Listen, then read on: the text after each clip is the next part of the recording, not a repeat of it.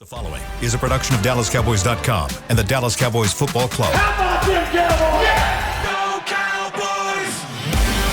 This is Girls Talk, Boys Talk, presented by Invisalign, trusted by over 500 NFL players for their winning smiles. And broadcasting live from Dallas Cowboys World Headquarters at the Star. Now your host, Nicole Hutchison. Happy Victory Monday. Nicole will join us momentarily. I am Christy Scales, joined by Brianna Aldridge and Aisha Morrison here in the SWBC studio. Girls Talk, Boys Talk, presented by Invisalign. Just 14 hours after an epic comeback, tying the biggest comeback in franchise history, Cowboys fall behind 21-0, score late in the second quarter, shut out the Eagles in the second half. Win on a walk-off field goal by Brandon Aubrey, 24-21, sending 93,000 fans home happily from AT&T Stadium. Ladies, did you ever, at any point in that first half, lose the faith in the Cowboys? Bree? You were there. You know what it felt like. Christy, I did one of these after they got 21. And I was like, I'm going to go get a snack in the press box because what is going on? I will say them getting on the board right before the half, I was like, okay, they're going to use this momentum when they come back or they're going to flatline. And I think the biggest surprise and the biggest thing in the locker room that everyone, including offense, was talking about was the defense. Yeah. They have been the suspects all season. You saw it Monday night where they came out and it was this emotional type of game. And it was like, okay, was that just because the Raiders on the other side, or is this because this defense is actually going in the right direction? And they went from playing one of the worst teams in the NFL to playing the best team in the NFL, and they were able to hang and shut them out. I think it was 8 straight possessions where they just gave them absolutely nothing. And then they gave their chance. What this offense, we know what they can do. I wish the offense would stop doing these really slow starts because it's going to bite them in the behind eventually, especially when you start talking about some of these better teams they're playing, especially if we're talking about them possibly going to postseason, because it's going to be a quick postseason ending if that's how it keeps going. But it felt like a movie up there. I was like, what is going on? And for those who don't know, most of the people in media, if you're in the press box, you have to get on that elevator by 5 minutes because then the coaches have to go and they freeze them. So like all this crazy stuff is happening and I'm watching on delay, like on YouTube TV, who has like behind 35 seconds. So I'm hearing the cheering and the craziness because there's a lot that happened obviously in the last 5 minutes. And I'm trying to hustle down there to watch it on the TVs with everybody. And then seeing Aubrey come out, I'm like, okay, I don't care what I know he missed the first one, but I was like, he's going to put this to bed. And once I saw him come out, but man, they made it interesting all the way to the end. It was fun. Was it? It was fun. I mean, to answer Christy's question, I have a thing where I don't really eat during the game. It's just not my thing. Okay. Oh, ma'am. It's not my thing. You like be in the snacks. Wish me exactly. I'm not gonna snack unless I'm comfortable. But at some point in time in that first half, I was like, let me figure out what I'm about to eat for dinner. I started planning because it was that bad at that point. I think there's a lot of things that came into play when you talk about that first half. I agree with Bree that the slow starts are stressful. Like, that's something that we've seen with Dallas against the Raiders and also, too, against Philly yesterday. However, something that we talked about here, Christine, we talked about it, is this 3 games in 12 days. It is difficult. Isn't that what it is? Is it 3 games in 12 days? Yeah, exactly. It is difficult to game plan for the next team in this time period. What happens is that there's a lot of rollover from the previous game plan to the next game plan because you don't have enough time to install it. Now, Dallas was on a shorter week, not like a short week, but a shorter week.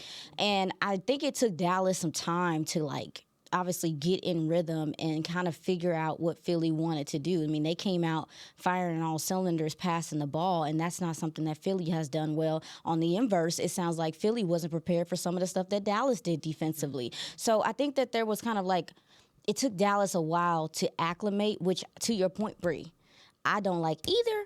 But as you said, Bree, once they scored before the half, I was like, can they roll this momentum into the second half? Because we've seen through this season and for the last couple of years that Philly can have lows.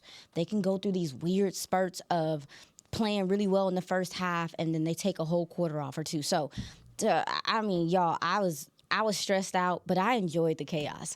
I enjoyed it. I enjoyed the second half of the game. I really did. Didn't we say Friday that it was Brandon Aubrey was You- going to I be the think you- dog of the game? You said that. I'm so She said that. 23-20 with Brandon Aubrey with the winning field goal. We gotta Yeah. take Missed it by a couple of points. Yes. Before Take 21. Christy to Vegas. I was rewatching Bullseye or Bust, and I was watching. I knew somebody had said it. I thought, it was yes, like, Well, I someone had him down as to a the dog of field the goal. game. you did. You had him as the dog of the game, and I was listening, and I was just like, oh, Christy was on it. She was on point. Yeah. Nicole was on point. You made some good points. It was good. Yeah, I tell you though, when Brevin Spanford caught the touchdown pass late in the third quarter and draws it to within, makes it a one-score game, brings it to 21-14, you're like, okay, this is it. This is really going to happen, because they were at that point for Brevin Spanford, it was the first touchdown of his career, and you're getting these contributions not just from the Pickens and the Lambs and the guys Dak that you expect to get, and but when you have the contributions from the role players later on, Trent Sig, the long snapper with the recovery on the fumbled punt. So, it's like, okay, this is all working here, right? That's when I knew. When did you know, Bree, that okay, this game is in hand, or you were still downstairs with the watching on YouTube? Honestly, like I'm more like with this team, to be fair, I've seen them fall behind, and I've seen them not be able to put away games that they should have. So I never really got comfortable, and I got very uncomfortable when I was like, oh, he's gonna kick it, and this defense is gonna hold up like they've been doing all game. It's gonna be over, and then he went for it on fourth down, and that's why I didn't get comfortable. And I'm watching. That's when I was downstairs to watch that call, and I was like, very, very surprised. I think 3 weeks ago I would have defended that call because the defense was very unreliable, if you will. You don't know what you're going to get. But I was like, this defense is doing everything that you're asking for. And I think he, I didn't sit in, I was still in the locker room when he was talking, and I think I heard a snippet of it.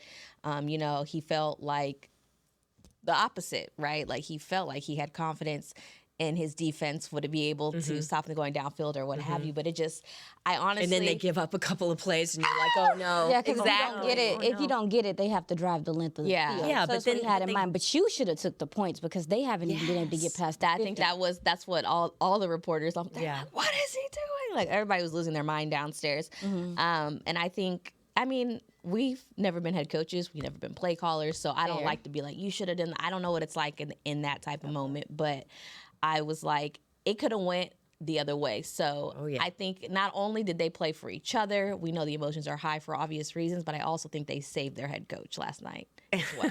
That's fair. Just saying. Well, not his job, but saved him a lot of grief. Yes.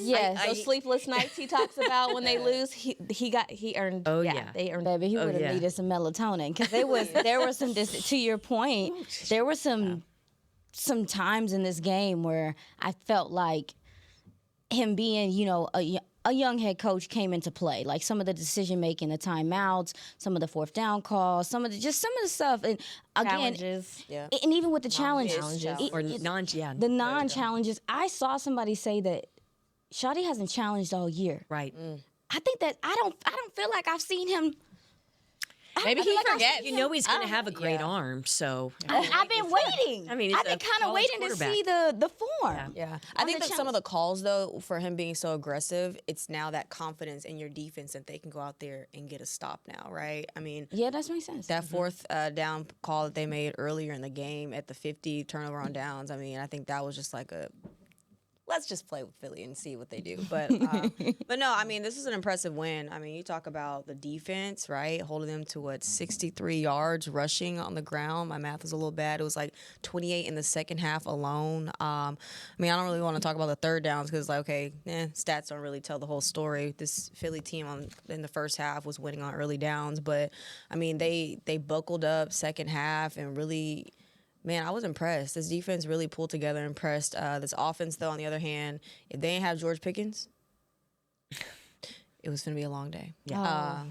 George Pickens. Go ahead. No, I was just saying, I felt like 21-0. I don't know how you guys feel about it with Dak and what he is, but I felt like at that point, as weirdly it is to say, I feel like he was playing like he had nothing to lose. I'm gonna sling this thing downfield. It works when you have. I know CD had an off game, but even he found him in a big moment, as well to set things up.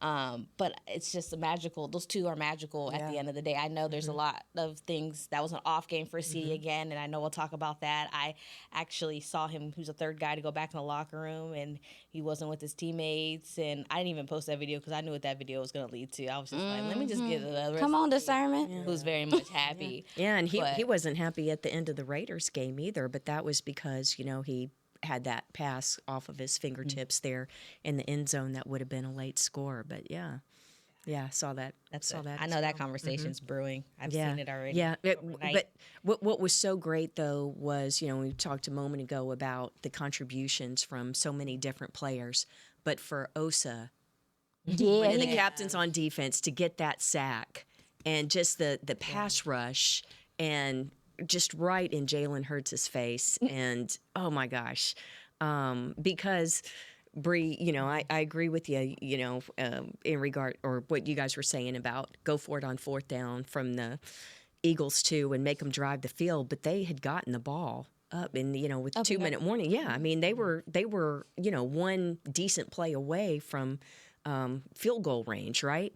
And Osa gets that sack on third down and forces the punt, and I was just so happy for him in particular. Nicole, we were saying earlier, at what point in the game did you know? I mean, did you really feel? Never felt it? I didn't feel it because No, thank you for being honest. Yeah, I mean, because you down 21-0, even in the second half. I mean, they put together some drives and then get off the field and can't convert. It was until maybe let me get back to my notes. It was the 4th and goal when Fergie was short of the goal line. I was like, this is cooked. But then, of course, your defense goes out there and plays well. Osa gets that game-sealing sack and then able to drive, the length of the field. Of course, Brandon Aubrey nails the field goal. I really didn't know. I'm not going to lie to you. Granted, this defense had been playing all game, but I did not know if this offense was going to be able to pull it through. I didn't know. For me, it was when they came out and when the defense came out and got a stop to start the third. I was like, oh, they don't want it. Like, sometimes you can just tell when a team is like, and that's what Saquon Barkley said in his interview after the game. He said they wanted it more than us.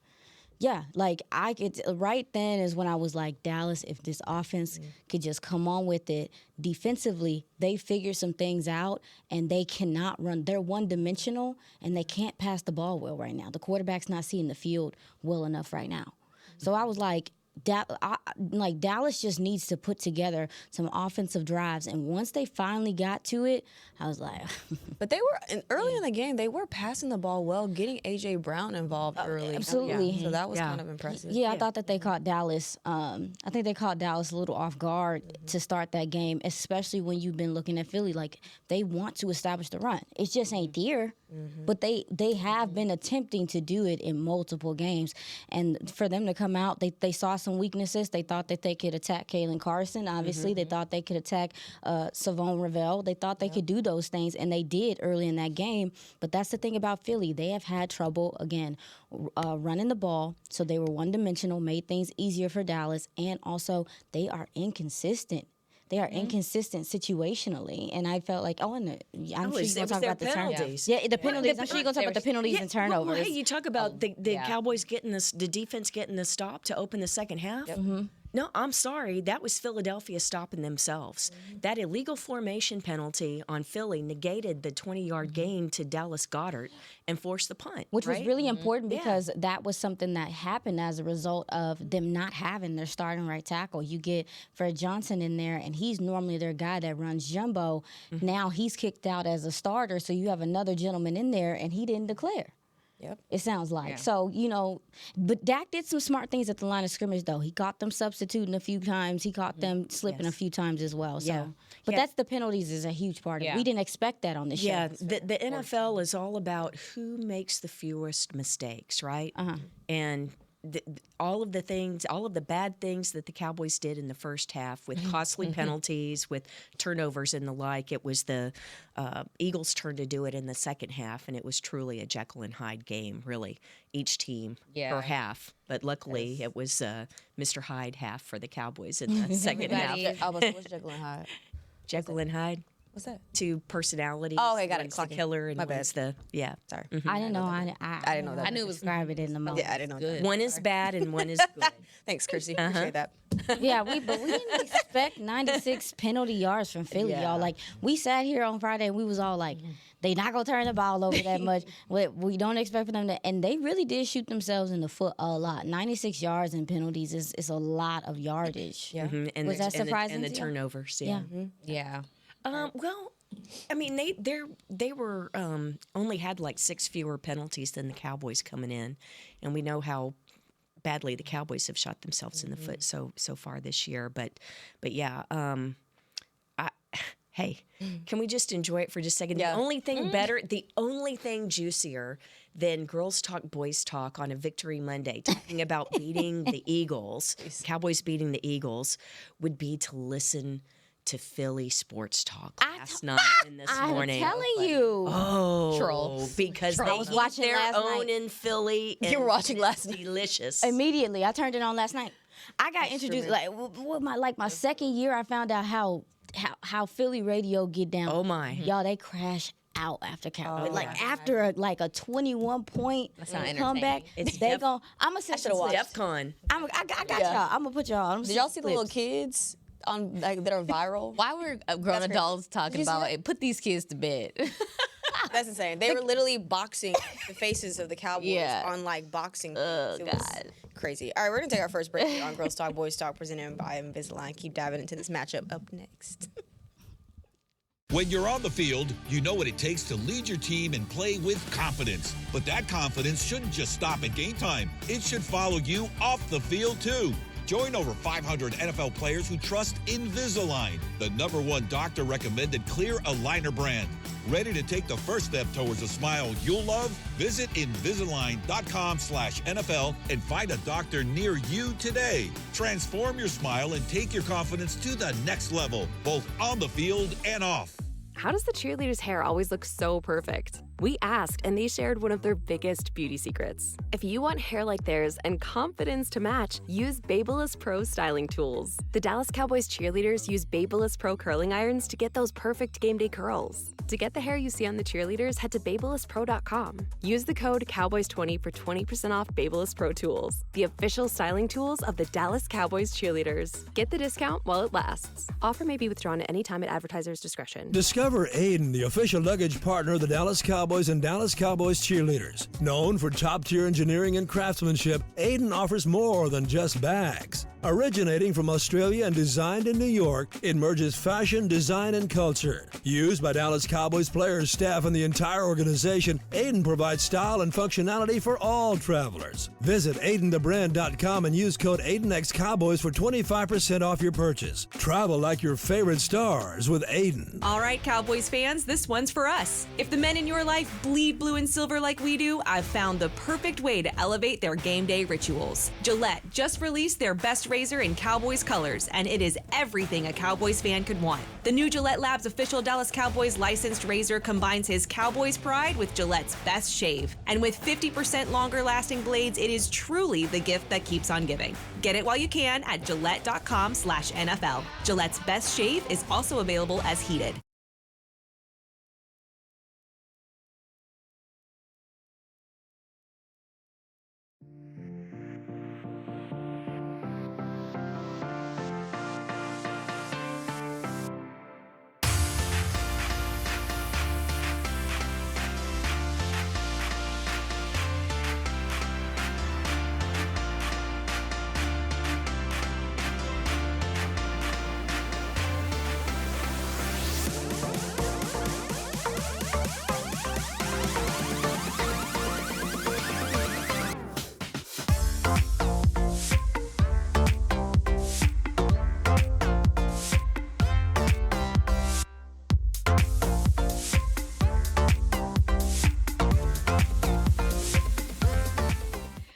Celebrate the season at Cowboys Christmas Extravaganza, powered by Reliant at the Star in Frisco. Join us every Friday and Saturday night from November 21st to December 20th for an electrifying holiday performance. For details, visit thestardistrict.com. Welcome back into Girls Talk, Boys Talk, presented by Invisalign and the SWBC studio. Wake up! You know the drill. Wake up! Nicole Hutchison, Brianna Aldridge, Christy Scales, Aisha Morrison. Still Victory Monday. We love a big win, comeback win, the tie for the largest win in Cowboys history. But I want to give some love to this Dallas defense because they have continued to stack good week after good week and holding Philly scoreless on their last 8 possessions. What did y'all like schematically about what, this Dallas defense came out and did the second half, or really bulk of the, I'll say, second quarter until second half? What'd y'all like? Stopping the run. No, really. I mean, mentioned it briefly, just the statistics earlier, but just took it away from them, right? And you're right about targeting A.J. Brown early and often, and then Devontae Smith got more involved, in the second half. But, Goddard really wasn't a factor. I think his biggest play was negated by a penalty, and I think that Dallas really won in the trenches in this game. Absolutely. Both sides of the ball, really. I mean, more than held their own offensively and opening holes for Javonte Williams. So, and given Dak enough time to throw. So this was a very, very physical game. Trust me on that. And from down at field level, you could really see them getting after each other there. But I think the way that they've stopped the run, and with the Raiders, you say, Ashton Genty and that offensive line is bad. And yes, the Eagles were without Lane Johnson, but still, that's a good unit. And so you have to give props to the D-line for what they accomplished last night. Yeah, I think I need Christy to get her glasses on this one, too, if this is right. But I'm pretty sure it was 16 pressures they got last night. I'll double-check it, yeah. I want to say 6 quarterback hits, unless I'm just... 8 came from Quinton Williams. I think you're on track. But... They didn't get home a ton when you're talking about getting the sacks, but the pressure was there, and it really made Jalen Hurts uncomfortable. And I think that, like we saw Monday, it helps the second level and it helps your cornerbacks.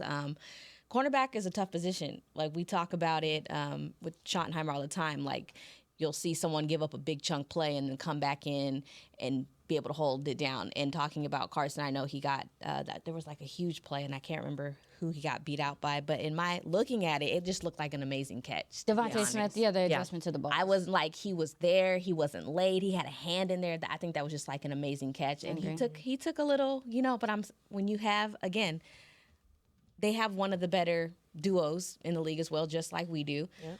And I thought credit to the young corners in there, hanging in there.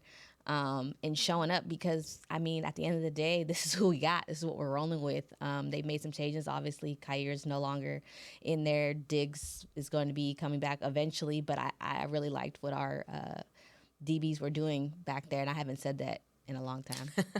No, yeah. I think like Chrissy said, it's because of what the pressure was able to do up front. I totally agree. That's something I thought walking away from this game, and that was another reason why, Christy, you asked, like, when did you know? I said, when the run game started opening up in the third quarter, you could see those runs by Javonte Williams were getting a little bit longer. Those guys were a little bit slower to tackle him. And then also, too, we got to see some of the quick pressures up front. So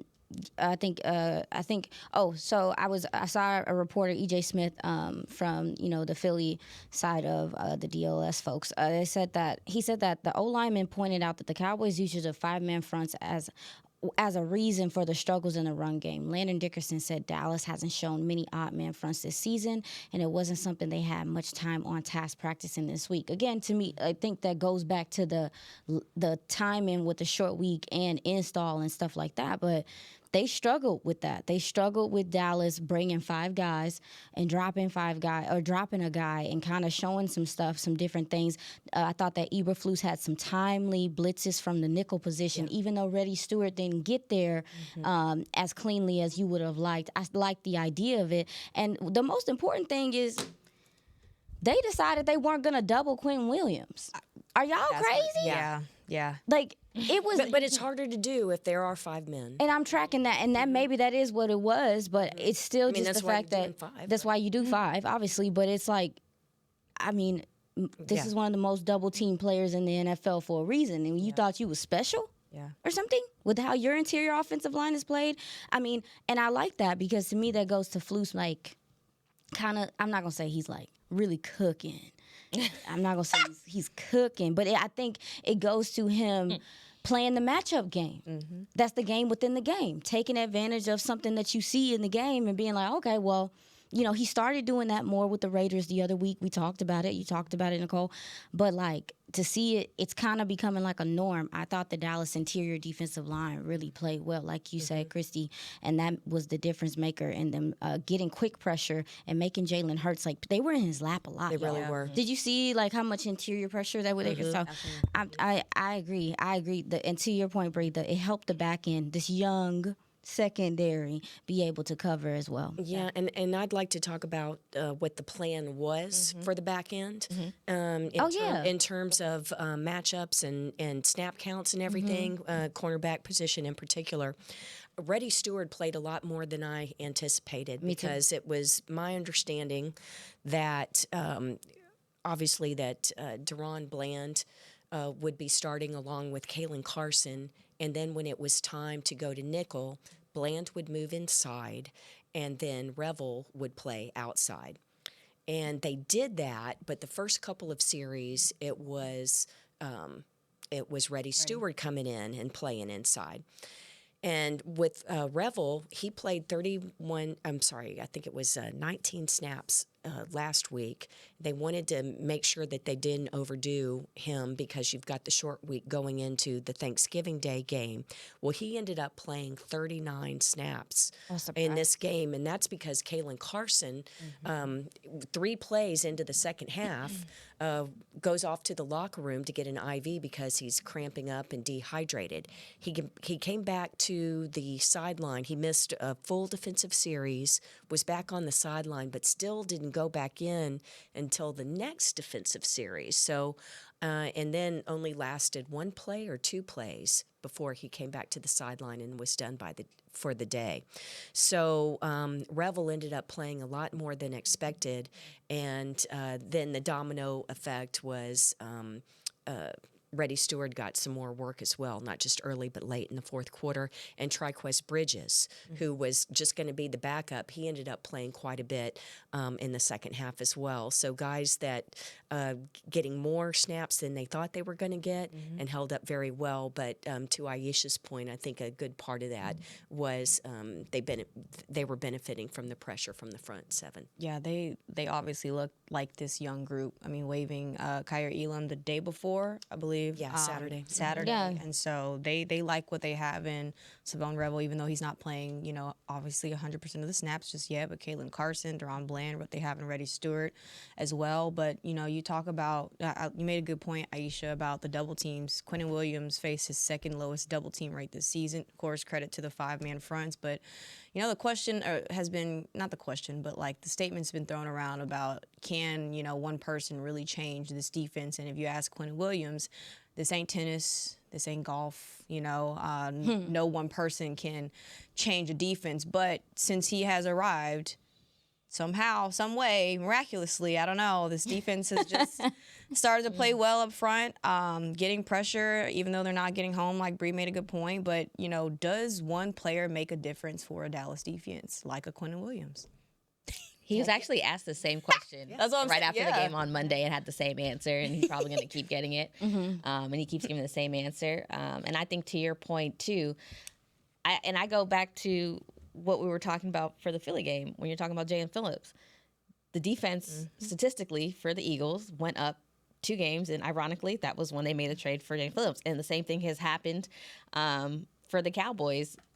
This defense, Jerry said it last night. He said, if you would have told me that the defense would have been the reason why we won a football game 8 days ago, I wouldn't have believed you. And I was laughing because I was like, neither were we.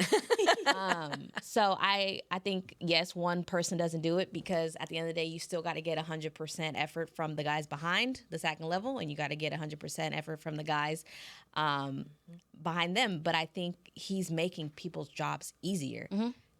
Osa? Are you kidding me? But what? Yeah, that was awesome. What? Wasn't that your person? He was my dog of the game. I'm like, what?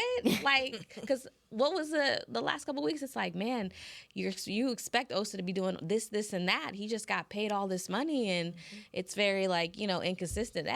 That boy's free. Yeah. Okay. He can't get double teamed no more like that. The locker room, that was a different Osa I talked to last night too, by the way, because he'll always talk, but it's like a different. He's very business. He was open. There was like different rounds. Like he was talking for a minute, y'all. He was smiling, and That was a fun locker room. Yes, It was. Yes, They were happy in there. I can't remember the first two players who went in.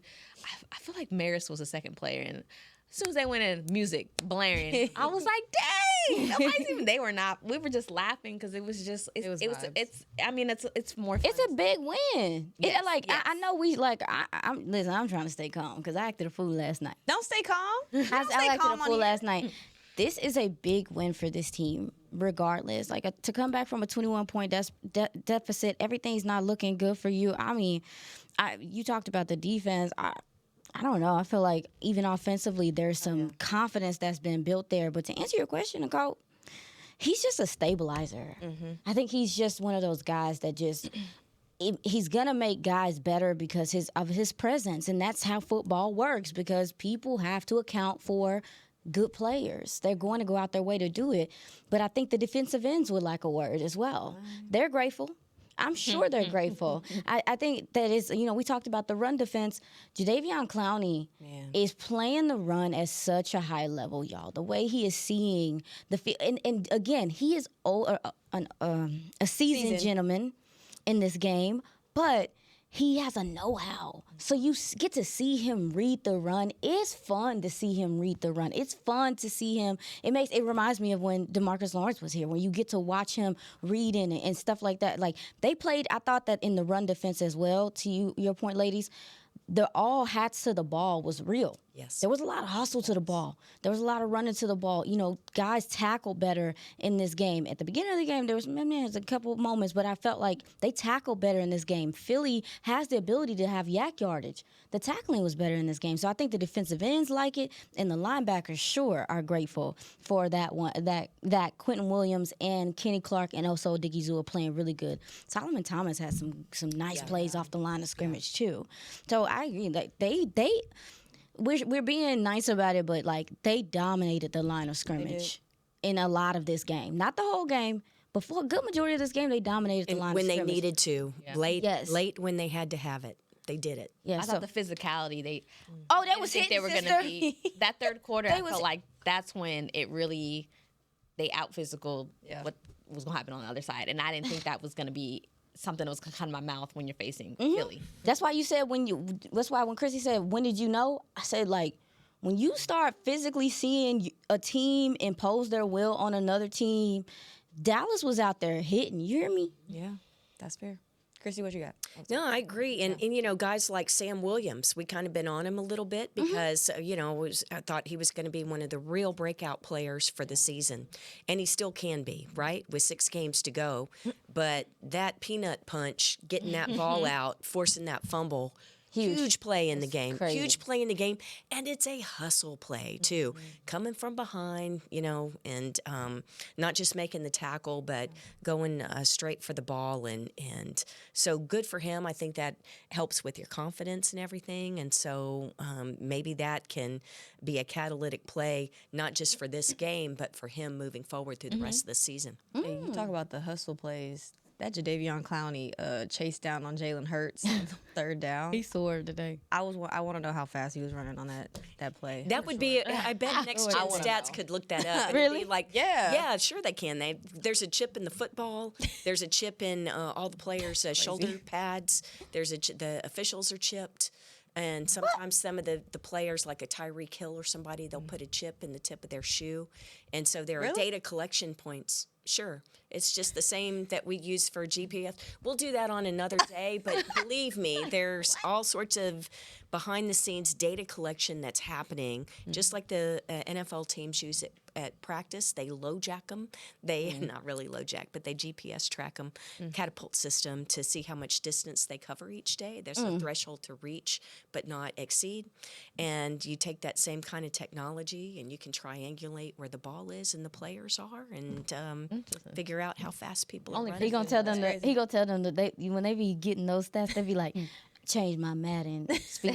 Exactly. My Madden rating. Exactly. So he might. We might. Y'all gotta ask him that if you see him in the locker room. Like, did you get on the phone? and tell him My to favorite, change Keyshawn Johnson. Y'all remember Keyshawn Johnson, the wide receiver?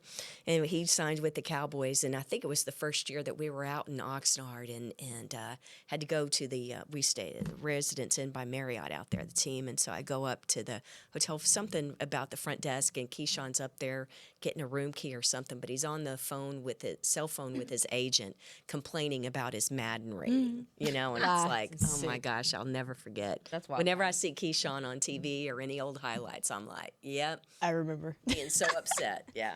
All right, we're going to take our second break here on Girls Talk, Boys Talk. Dive into this offense. They deserve some love, too. We'll be right back.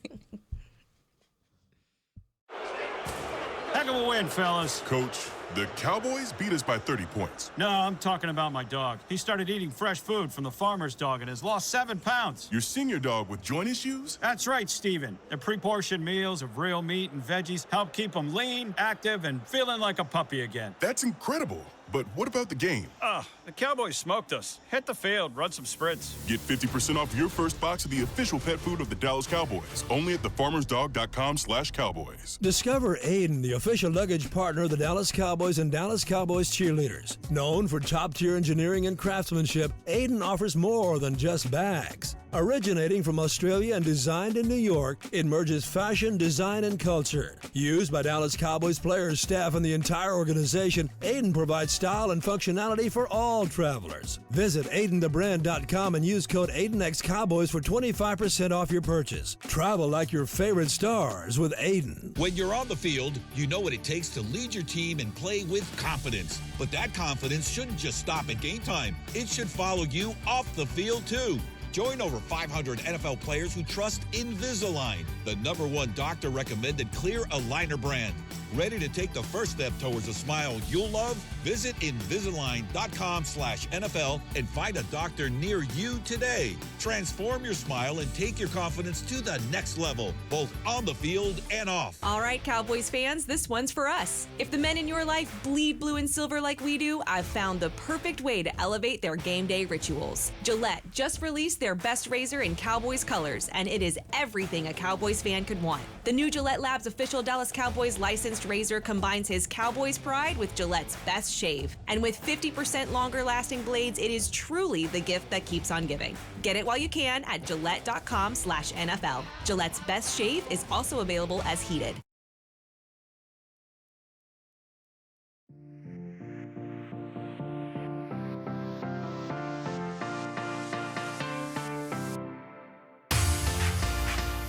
Capture frame-worthy holiday photos with Santa at the Star, presented by Monument Realty.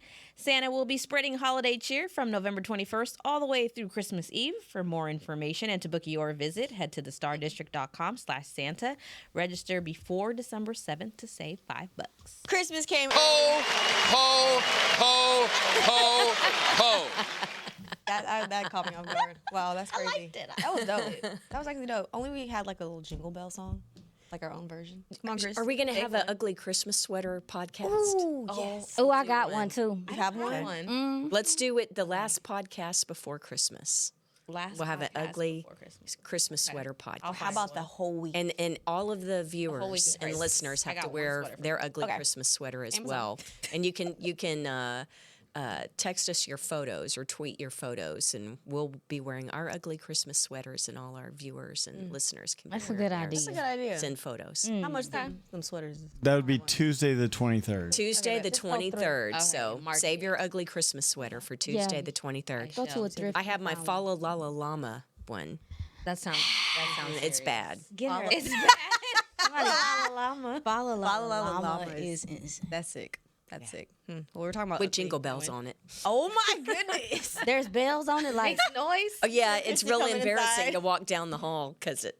you gonna be jingling and stuff while we in here. Yeah, That's amazing. When I swivel in my chair, it'll go jingle, jingle, jingle. Oh my! Well, we're talking Gotta about remember ugly not to Christmas swivel. sweaters. It was ugly yesterday for this offense. There but you they go. somehow I pulled knew it you'd together. bring it in, Nicole. I Hello. knew you'd bring it in. You knew it. Dallas, their 473 yards of offense was the second highest total in 2025. They're now 21-7 against NFC East foes, and Dak Prescott, of course, now the all-time franchise-leading passer for this franchise's history. Talk about this offense. Granted, like I said, wasn't pretty, wasn't perfect, but they were able to move the ball when they needed to, Christy. Physical. Yeah. Physical. And Javonte Williams continues that. George Pickens, his yards after catch. That long pass by CD, what a game You ain't lying. long catch. What a great throw, great catch, but that really swung the game, I thought, there. But that's what impressed me the most was the yards after contact. Yeah. What impressed me the most was just how they stayed the course. You know, the run game wasn't really getting going to start the game. I thought Javonte, his vision and some things that they struggled early in the game, but they stuck to it. And I thought that was important. You know, obviously you're down 3 scores. You think you need to just pass the ball. I was ticked off in some of the 2nd and 10 runs and stuff like that. But I thought that their response to what was going on, and I think that comes from the leader, the quarterback, like you talked about, Bree. I think the quarterback kept them calm and kept them collected to get back into this game. Pass protection, where it wasn't always like super clean, it was good enough. And run blocking, like I said, as the game went on, got better. And George Pickens is a star. That's the end of it. I thought that Jake Ferguson had some very tough plays. He wasn't scared at all to take it to Philly in this game. But George Pickens is very special in what he is able to do on the field because, again, CeeDee Lamb is getting coverage rolled to him. Like, don't make mistakes about it. Like, he did have the drops, he did have the issues, but he is the person that teams are selling out to not let beat you right now. So George Pickens is having one-on-one opportunities, and Dak is like, okay, let's go exploit them. And that's what he's doing. 9 catches. He had the ball thrown to him 9 times. He caught all 9 of them. He's just so entertaining. Like, he's entertaining. So I feel like, you know, the offense to me was able to throw the ball when they needed to in spots and really make Philly's defense. I think it was decimating for some of the plays were decimating. Like, you could see them physically look like, and they started to wear down that defense, y'all. They wore down that defense later in that third quarter into that fourth quarter. You could see them getting tired. So Christy said it. They just out-physicaled those guys, really. Yeah. My credit goes to Dak. I think he literally put this team on his back when he had to and showed out. I don't think he gets enough credit for doing what he does because, like I said, when you're down 21-0, and yes, your offense was out of groove, them points got to come from somewhere. They got to come from somewhere. Like, you know, you have to put them on the board, and he gives you hope every single time. Every single time this team has been down. I think it was Babe who put out a stat. It was like the Cowboys 4-36 anytime they were down 21-0. Or 21 points, not 21-0, 21 points and come back. They've done it 4 times in franchise history. Last night made it 5. I think that says a lot for what you have on the field. This is historically a team who's down 21. They're done. Tyler Smith had made a comment about that too. Like, you know, what does he say? They're skunked. They're skunked. Please. That's typically what it means. I think it just says a lot about this team, and a lot has to do with Dak Prescott. The offensive line, that was one of the, okay, what are they going to look like against Philly's defense up front? And I think a lot of it had to do with they didn't have to do too much because, again, Dak Prescott was getting rid of that ball so freaking fast. Yeah, it was coming out of his hand quick. Yeah, so freaking fast that you didn't have to really see the struggles that the O-line was going to have because Dak. And that's how it's been, even going back to the beginning of the season when the O-line was missing some pieces. It was Dak, and it continues to be him. And going into being in year 10, I think he's just playing at an elite level, breaking records. Again, every week we're sitting up here and talking about a new record that this man has broke. I don't think he's appreciated it enough. I'm not talking about in the building. I'm just talking about in the league-wide. I'm tired of seeing all these conversations about these top quarterbacks, MVP conversations, and he's not in them. And granted, typically these are the QBs who are winning. So that's another thing. Yeah, another thing. But we seen that yesterday. But no, I think Dak is just playing at an elite level and doesn't get enough credit for it. Pickens is amazing, and I think it's to Christy made the point when we first started the show. When you have key players who aren't clicking, but you can go to a Brevin Span Ford. Hello. When Jake Ferguson, I was like, man, I thought he was going to get in there, and he just kept, but he was getting knocked, but he was holding to that football with dear life, right? Setting up the team so someone else could go in and execute and finish the drive, and I think that speaks volumes. I will say, I'm glad they won, and I'm glad that locker room was happening, but I'm looking at Javonte in his presser, and he was smiling. I want to be like, take care of the football. Like, we got to take care of this football. He's going to pop him on the head. I was like, can we take care of this football? And I'm also cool if our wide receivers never run the ball again. It just keeps not. It's bad. It's just not good. CD gets hurt for a couple of days. Turpin, please.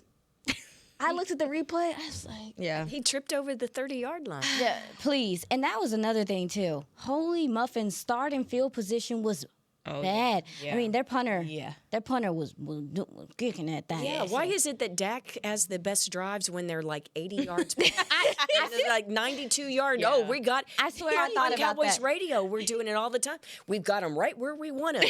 I swear we thought about 92 yards to pay dirt. It was insane. I was sitting there like, true. they're gonna have to drive the length of this field, like, and they do. That was something that drove me nuts yesterday. Is the starting field position. You didn't get that much from the return game, only a couple times. I thought Turpin's play though, where Dak told him to sit down in the zone, did kind of jumpstart that drive. I think it was the Pickens TD drive. So got to give him credit there. But I agree, girl. The quarterback is playing at a high level. He doesn't get enough love for how he orchestrates because he, like I said, he caught them substituting a couple times.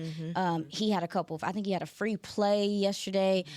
Just the way he manipulated the pocket and directed, and then obviously the rushing touchdown too. You know, that's when I was like, getting to see Dak. That's the Dak that I knew. Stadium exploded. It was he did a little so flip great. too. Real silly. I was like, that was as loud as it's been this year, and probably the loudest since the last playoff. Was it honestly. It was a lot It was of fantastic. There was a lot of green people in there. There very much was. There was a lot of green people because I heard it on Kelly the Green TV. jerseys. Yeah, there was one point where loud. Cooper DeJean made a tackle, and you could hear Coop. Disrespectful. Disrespectful. But it was loud in there, y'all. It was very loud. Yeah. Great energy in there for this Cowboys victory, because this is Victory Monday. We only celebrate that.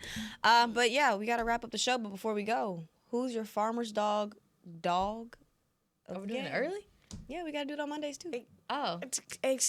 I had Brandon Aubrey with the game-winning field goal She on did. She Friday. told Did. Yeah. Yeah, we got to roll that clip. We'll Yeah, find it. yeah. I'll get it. No, so You're right. there you go. So I'm sticking with my dog. Who's yours, girl? I'm a cheat because I talk about him every week. I'm going with Brevin Span Ford. Okay. I'm just happy. I said we were like, okay, maybe every week. I'm like, maybe this is the week they're gonna use Brevin Span Ford some more. I was so happy to him to get his shine because we know he can do in that blocking game. We know he's a key piece to this offense. He just on stat wise, he's not getting the splash plays, and I'm glad he got his. And he was game captain yesterday. Yeah, It's a great game. Yeah. Yeah, it's beautiful. It's gonna be Pickens for me. Okay. He just y'all. I mean, I feel like he reminds me. Like I feel like there's good players in the NFL right now. There's good receivers in the league right now. When you see a guy make a play, you're like, oh, it's great. His play was awesome. Whatever. George Pickens gives me Ocho Cinco, Terrell Owens entertaining. It's like it's the. I don't know. It's the wow factor. It's not. I'm just a good player. It's like I'm about to put on a show. That part. I'm gonna put on a show, and so he really took over that game yesterday. Y'all. Yeah, and when he has that shiesty on, it's a little different too. It's always a little different. Who's your dog, Nicole? I was going Dak Prescott. Yep. Going Dak Prescott all day.